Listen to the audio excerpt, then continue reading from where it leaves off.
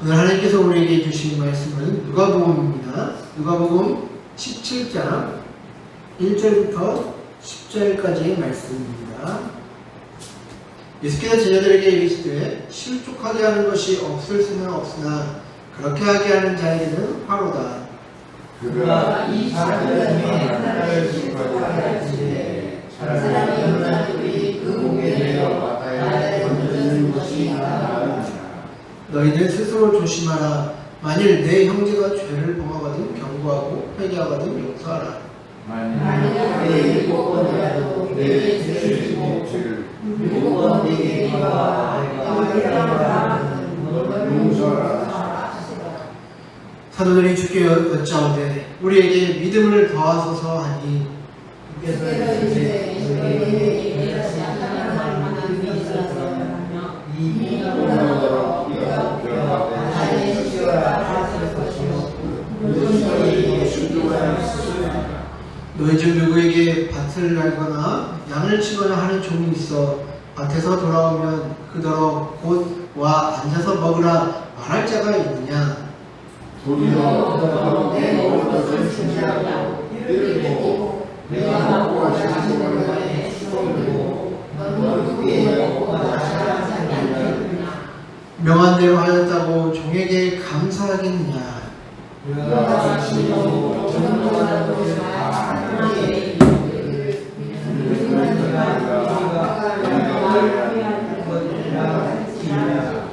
아멘. 오늘은 믿음을 더하소서라고 하는 이유라는 제목을 가지고 여러분들과 말씀을 나누고자 합니다. 예수를 믿는 사람이라면 한 번쯤은 나도 큰 믿음을 가졌으면 좋겠다라고 생각을 하실 것입니다. 성경을 보면 수많은 사람들이 자신들의 믿음으로 구원도 받고 또 우리의 실제 현실에서도 하나님께 기도하며 간구하는 자들에게 베푸신 그 은혜의 간증을 들어보면 저게 진짜 가능한 일일까라고 의심을 하기도 하지만 바로 저런 믿음 또 저런 은혜를 한 번쯤은 경험해 보고 싶다라는 생각을 한 번쯤은 다 하기 때문이죠. 그런데 그런 고민을 우리들뿐만 아니라 예수님의 제자들도 한 것 같습니다. 믿음이 없기에 믿음을 달라는 그 제자들의 모습을 보게 되는데요. 그래서 오늘 5절 말씀에 이렇게 얘기하죠. 사도들이 주께 여짜오되 우리에게 믿음을 더하소서 하니. 자, 여러분들 사도들은 지금 예수님께 믿음을 더하소서라고 요청을 합니다. 그런데 이상한 것은요, 예수님의 그 대답이 질문에 어울리지 않는 대답을 하신다는 것입니다. 여러분 생각을 해보세요. 제자들이 만약에 예수님한테 아니면 여러분들한테 저에게 믿음을 더해 주십시오 라고 한다면 그래 내가 믿음을 더 줄게 라고 하던가 아니면 너희들 기도가 부족해서 그래 가서 기도하고 금식 좀 해 라고 하면서 어떤 방법을 알려주든지 할 텐데 오늘 예수님의 대답은 어떻습니까? 너희에게 겨자씨 하늘만한 믿음이 있었더라면 이 뽕나무더러 뿌리가 뽑혀 바다에 심겨라 하였을 것이요 그것이 너희에게 순종하였으리라. 이렇게 얘기한다라는 것이죠. 자, 다시 한번 정리해 보겠습니다. 제자들은 지금 예수님께 믿음을 더해 주십시오 라고 얘기하는데 예수님은 너희들이 작은 믿음이라도 있었으면 엄청난 일을 했을 것이다 라고 얘기를 한다라는 것이죠. 즉 제자들에게 너희들은 작은 믿음조차도 없는 자들이다 라고 이렇게 말씀하시는 것과 다름이 없다라는 것입니다. 근데 여러분 생각을 해보세요. 예수님의 제자들이 왜 믿음이 없습니까? 예수님 제자들은 지금 예수님이 주신 능력을 받아서 귀신도 쫓아내는 일도 했었고 모든 병과 악한 것을 쫓아내는 그런 일들도 제자들이 같이 하지 않았습니까? 그들도 어떻게 보면 하나님의 믿음을 두고 복음을 전했다라고 볼 수 있습니다. 그런데 예수님도 이 사실을 아셨으면서 왜 이런 말씀을 하셨을까라는 것을 우리가 고민을 해봐야 된다라는 것이죠. 그래서 이 말씀을 하신 것에 대한 의도를 알기 위해서 우리가 5절과 6절 그 앞뒤 본문의 어떤 그런 맥락을 살펴봐야 하는데요. 자, 1절과 4절 보면 예수님은 제자들에게 작은 자를 실족케 하는 그 일을 이야기하시면서 용서에 대해서 가르쳐 주십니다. 여기서 중요한 포인트는 뭐냐? 만일 형제가 너희에게 하루에 7번 내게 죄를 짓고 7번 내게 회개하며 용서를 구하여도 다 용서하라라고 얘기를 하고 있죠. 그죠? 7번이라도 내게 죄를 짓고 7번 내게 돌아와서 내가 용서를 구할 때 회개하라라고 회개할 때 용서해 줘라라고 얘기합니다. 당시 유대교에서는 어떤 가르침이 있었냐면요. 3번 용서하는 것을 최선의 어떤 이제 그런 미덕으로 가르쳤어요. 저도 예전에 어렸을 때 체육관 다닐 때 관장님이 3번까지 참다가 안 되면 그때 가서 같이 싸워라 막 이렇게 가르쳤던 이제 그런 생각이 드는데 아마 유대인들에게서도 3번까지는 다 참아라라고 가르쳤던 것 같습니다. 그러나 예수님은 이런 제안마저 철폐하시고 완전함과 무한을 뜻하는 수 7번을 제시하게 되시는 것입니다. 그러니까 무조건 회개하고 돌이킬 때 용서하라라고 얘기를 하시는 것이죠. 상대가 자신에게 지속적으로 잘못을 하고 또 용서를 구할 때 무한적으로 그를 받아들이라는 말은 아직 변화가 덜 된 제자들에게는 상당히 부담스러웠을 명령일 것입니다. 그래서 오늘 5절과 같이 이렇게 얘기한다라는 것이죠. 우리에게 믿음을 더하소서라고 말합니다. 자, 여기서 우리가 생각해야 할 부분이 이것입니다. 하나님의 뜻을 행함에 있어서 얼만큼의 믿음이 필요한가라는 것입니다. 우리는 예수님의 명령을 따르는 일에 있어서 엄청난 어떤 믿음과 또 분량이 필요하다고 그렇게 생각할지 모릅니다. 그러나 예수님은 그렇게 이야기하지 않으신다라는 것이죠. 적은 믿음이라도 있으면 된다라고 하시는 것이 오늘 예수님의 가르침의 포인트입니다. 오늘 예수님의 이 예로 드신 그 겨자씨는요, 성경에서는 가장 작은 것을 대표하는 것으로 사용되고 있는데, 여러분들 진짜 겨자씨 보셨습니까? 제가 한번 이제 가져와 봤는데, 지금 이 사진이 지금 겨자씨 줄기인데 나무에서 가지고 떨어지는 걸 제가 주워왔는데, 예루살렘 그때 10년 전에 이제 성지순례 갔을 때 이렇게 갔는데 여기 안에 겨자씨가 들어있다고 하더라고요. 그래서 그걸 까보니까 지금 제 안경 안에 지금 안경 그 케이스에 이제 담아놓은 겨자씨인데 겨자씨가 저만큼 작다고 합니다. 실제 지금 예루살렘에서 제가 가져왔던 겨자씨인데, 그래서 그런 이야기도 있잖아요. 어떤 목사님이 이 겨자씨가 얼마나 작은지 성도들에게 보여주기 위해서 한 명씩 나오라고 했는데, 그런데 어느 할머니가 이제 나오셔서 보더니 목사님 겨자씨가 어디 있어요? 라고 하는 것입니다. 그래서 그 목사님이 여기 있잖아요. 봐요. 여기 있잖아요. 라고 하시더니, 그래서 그 할머니가 목사님 안 보인다니까요 하고 어디 있어요? 하다가 그 효에 그 겨자씨가 날아가서 이제 결국 못 봤다라는 그런 이야기도 있는데, 이처럼 겨자씨가 작은 것이 이거라고 하는 것입니다. 예수님께서 겨자씨만한 믿음을 말씀하시는 것은 믿음에 있어서 중요한 것은 어떤 믿음의 분량을 문제 삼으신 것이 아니다라는 것이죠. 성도에게 가장 필요한 믿음은 부풀린 큰 믿음이 아니라 작지만 생명력이 있는 그 참된 믿음이 중요하다라는 것입니다. 그래서 믿음은 양이 아니라 질적인 것이다 라는 것입니다. 오늘 예수님은 우리에게 이것을 가르치고 계십니다. 예수님께서 보실 때 제자들은 전혀 믿음이 없어 보였습니다. 왜냐? 제자들은 그 작은 믿음조차도 없었기 때문이죠. 그렇다면 여기서 이야기하는 이 작은 믿음, 또 제일 좋은 믿음, 또 참된 믿음이라고 하는 이 겨자씨만한 믿음이 과연 어떤 믿음일까라는 것을 우리가 생각을 해봐야 할 텐데요. 뒤에 이어서 나오는 7절부터 10절의 말씀을 한번 보도록 하겠습니다. 이것은 종의 비유에 대한 내용인데요. 너희 중 누구에게 밭을 갈거나 양을 치거나 하는 종이 있어 밭에서 돌아오면 그더러 곧 와 앉아서 먹으라 말할 자가 있느냐? 도리어 그더러 내 먹을 것을 준비하고 띠를 띠고 내가 먹고 마시는 동안에 수종 들고 너는 그 후에 먹고 마시라 하지 않겠느냐? 명한 대로 하였다고 종에게 감사하겠느냐? 이와 같이 너희도 명령받은 것을 다 행한 후에 이르기를 우리는 무익한 종이라 우리가 하여야 할 일을 한 것뿐이라 할지니라.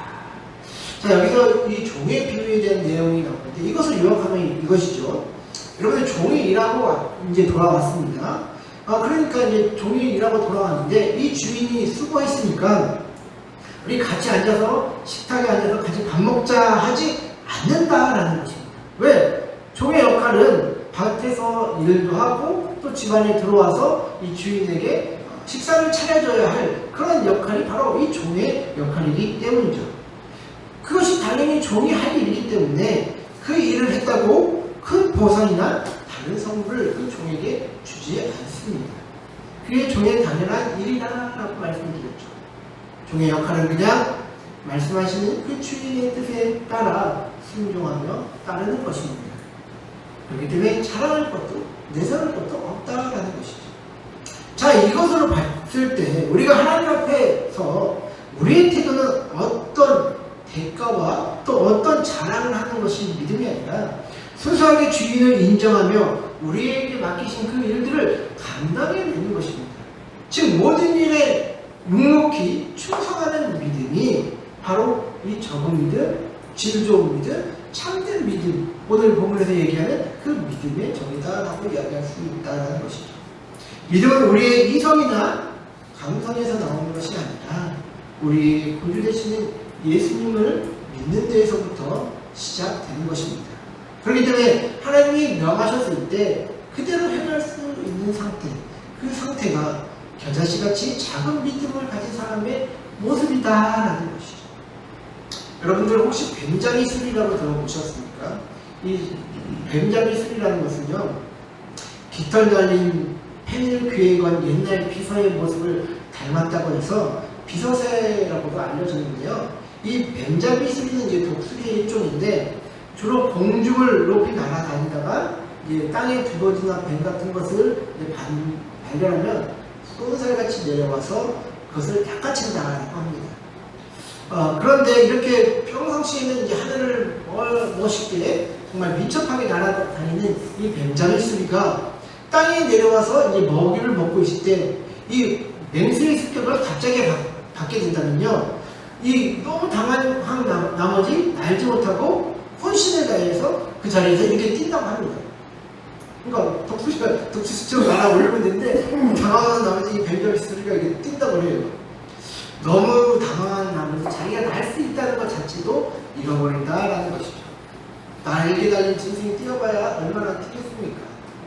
결국 맹수에게 잡아먹힐 뿐이죠. 우리도 역시 하나님께서 믿음이라는 그 날개를 달아주셨는데 우리가 날 수 있다는 사실을 잊어버릴 때가 많습니다. 믿음을 적용하지 못하는 사람이 바로 이 뱀장이 수리와 다를 바 없다라는 것이죠. 평상시에는 무척 믿음 있는 사람으로 알려졌지만 실제 믿음을 적용해야 할 상황에 맞닥뜨리게 되면 휘청거리는 사람들이 이런 사람들이 아닐까 싶습니다. 이런 사람들은 너희의 믿음이 어디 있느냐라고 예수님께 핀잔을 받게 될 것이다 라는 것이죠. 믿음의 생활화가 제대로 되지 않으면 우리가 신앙이면서도 사고하는 방식이나 행동은 세상에 영향을 그대로 받게 됩니다.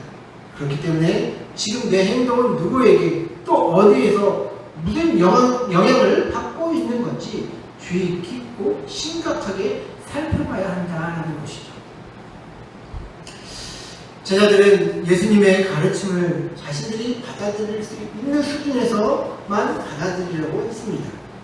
예수님이 제자들에게 귀신을 쫓아내는 능력도 주시고 또 병을 고칠 수 있는 그런 능력을 주실 때는 잘 받아들였지만 회개하고 돌아온 자에게는 무조건 다 용서해라 라고 하셨을 때 받아들이지 못하고 믿음을 더 주셔야만 그것을 행할 수 있다라고 하는 것이 바로 오늘 제자들의 모습이다라는 것이죠. 우리들이 받아들일 수 있는 수준의 말씀만 그냥 받아들일 수 있겠다라는 것입니다. 왜냐하면 나중에 이것을 행하지 않을 때에는 하나님이 믿음을 주시지 않았기 때문에 그런 거라고 핑계댈 수 있기 때문이죠. 그러나 예수님은 이러한 제자들의 숙면을 아셨는지 너희에게 겨자씨만한 믿음이 있다면 뽕나무를 먼저 바다에 심을 것이다 라고 말씀을 하십니다. 마태복음 17장에는 비슷한 구절이 나오는데요. 만일 너희에게 믿음이 겨자씨 한 알만큼만 있어도 이 산을 명하여 여기서 저기로 옮겨지라 하면 옮겨질 것이요 또 너희가 못할 것이 없으리라 라고 말씀하셨습니다. 즉 너희에게 나를 신뢰하는 그 작은 믿음이라도 있다면 너희가 할 수 없다고 생각하는 모든 일, 더 어렵고 힘든 일을 하게 될 것이다 라고 말씀하시는 것이 오늘 우리에게 주시는 이 믿음의 가르침이다라는 것이죠. 여러분, 저는 이 말씀을 보면 정말 나에게 이런 적은 믿음이 있는지 한번 돌아보았습니다. 그리고 여러분들도 한번 진짜 믿음이 있는지 한번 돌아보십시오. 예수님이 말씀하시는 이 적은 믿음, 겨자씨만한 믿음, 이 예수님을 중심에 두고 있는 그 믿음이 있느냐 이 말입니다. 내가 이해하고 받아들일 수 있는 말씀들은 우리가 아멘하고 잘 받아들이지만 내 마음으로 이해가 되지 않고 받아들일 수 없을 때는 주님 나에게 믿음을 더 주세요 하고 우리가 순종할 수 없는 이유를 들고 있지 않은지 한번 우리가 돌아보자라는 것입니다. 여러분들, 우리에게는 이미 믿음이 있습니다. 예수님을 믿으니 하나님을 알게 되었고 또 하나님을 알기에 우리가 예수님을 의지하며 살아가고 있지 않습니까? 우리에게는 이미 믿음이 있다는 것이죠. 우리에게도 산을 옮기고 환경을 바꿀 수 있는 그 믿음이 있습니다. 그러나 그 문제는 믿음의 초점이 바뀌지 않고 우리에게만 있다는 것이 문제다라는 것입니다. 그래서 독일 고백교회 목사이자 신학자였던 디트리 본 헬퍼는 그가 이제 히틀러 정권 하에서 이제 반나치 운동을 펼쳤던 그런 이제 목사였는데요. 그가 이제 나를 따르라라는 그 저서에서 이런 말을 합니다. 하나님은 우리에게 값비싼 은혜를 주셨는데 사람들은 값싼 은혜로 하나님의 뜻을 변질시키므로 오늘날 우리가 투쟁해서 다시 값비싼 은총을 얻어야 합니다. 그가 말하는 값싼 은혜란 단순히 교리, 본질적인 진리로 이해됨으로써 하나님의 사랑이 하나님의 하나의 개념으로만 이해가 된다라는 것이죠. 반면 값비싼 은혜는 밭에 숨겨진 보물과 같다. 값비싼 은혜를 받은 이들은 죄를 짓게 하는 눈을 빠버리고 예수 그리스도의 부르심에 순종한다. 그렇기 때문에 그의 제자들은 그물을 버리고 그분을 뒤따랐다. 은혜가 값비싼 까닭은 따르기를 촉구하기 때문이요 예수 그리스도를 따르기를 촉구하기 때문이다 라고 말을 합니다. 여러분, 이 말을 이제 정리하면 이렇습니다. 구원받은 자들은 예수님을 따르는 믿음이 있어야 하는데 우리가 어떤 교리적이고 또 기계적으로 그냥 구원론에 입각하여 그냥 우리가 거기서 머무는 삶을 산다라는 것이죠. 순종하는 삶이 없이 그냥 교리만 따르고 기계적으로 이런 것을 취하고 있지 않는지 우리는 돌아봐야 한다는 것이죠. 예수님은 때로 우리에게 생각이 변화될 것을 요구하시지만 우리는 주님, 저는 아직 믿음이 부족합니다 하면서 따르지 않습니다. 또 때로는 예수님이 우리에게 남을 섬기며 봉사하는 삶을 살라고 요구하시지만 주님, 저는 아직 믿음이 부족합니다 하면서 따르지 않습니다.